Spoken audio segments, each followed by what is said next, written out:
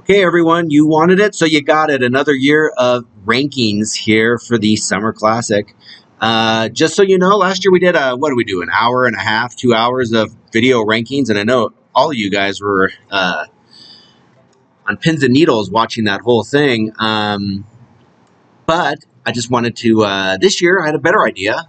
I know you guys love hearing my voice for such a long period of time, but I thought we'd break it up this year, and we'll do it in segments. So we're going to do it by 10s. So we're going to do the 70s, the rankings of all the teams that are in the 70s first, and then we're going to go into the 60s, the 50s, the 40s, until we wind it down to find out who's number one in the all-important Summer Classic rankings this year.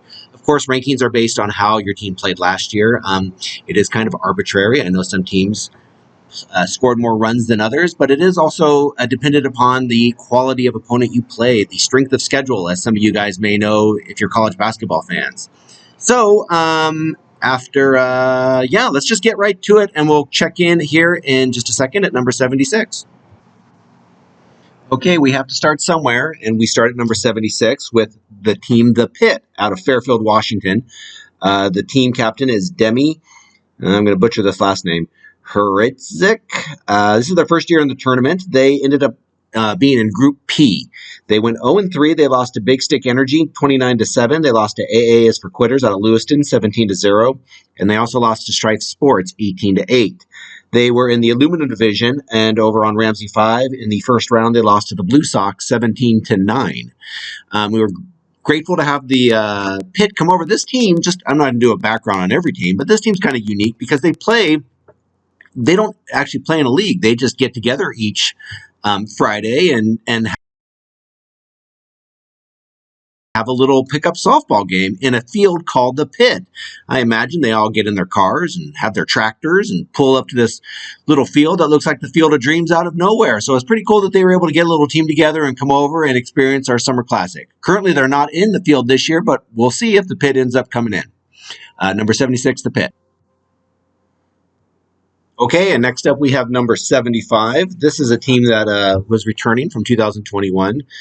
Sons of Pitches. This is their second tournament appearance out of Missoula, Montana, ran by Brandy Brunch. Last year they were ranked 76. This year they move up to 75th. They played in Group N. They lost to the Incredibles in a close one, 12-10. Then they played No Glove, No Love in another close game, 15-11. And played Pitch Slap in the third game in round robin play and lost 10-3. So some pretty good battles there. Then they were in the aluminum division out of Plants Ferry 1 for a first round game where they played Down and Dirty from Spokane and lost 16-7. This is the first of 13 teams that made its way over from Missoula, Montana. But it was great having Sons of Pitches over for their second tournament appearance, and they are in this year's field currently. So we're looking forward to seeing what Brandy's team can do this year. Number 75, Sons of Pitches. Okay, we continue to make our way now down to number 74 in the rankings out of Spokane, Washington, TJ Miller's Crazy Hitters team. First tournament appearance. They were in Group Q last year. They went 0-3. They played those guys from Missoula, Montana, a team that's been in the tournament many, many years. They lost to them 14-9.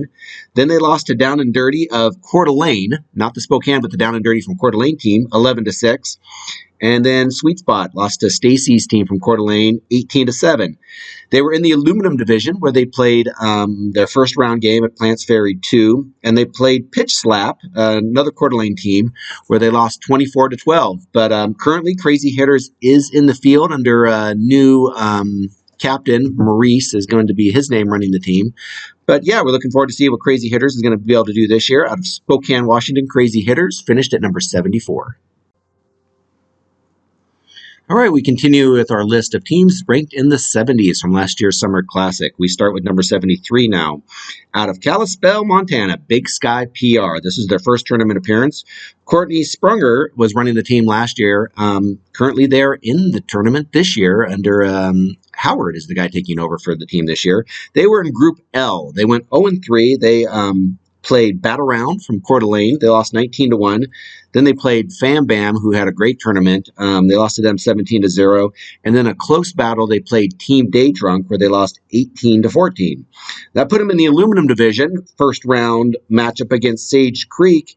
And they played a real tight one here. They lost 11-9 to the eventual group or division bracket winner. So a really good game for Big Sky PR to come out and for their first tournament appearance, giving the league champion, the division champion, a run for their money. So Big Sky PR are in the tournament again this year under a new captain, but we look forward to having them back. Big Sky PR comes in at number 73. Okay, we just chatted about them a second ago there with talking about Big Sky PR. We got Team Day Drunk coming in at number 72.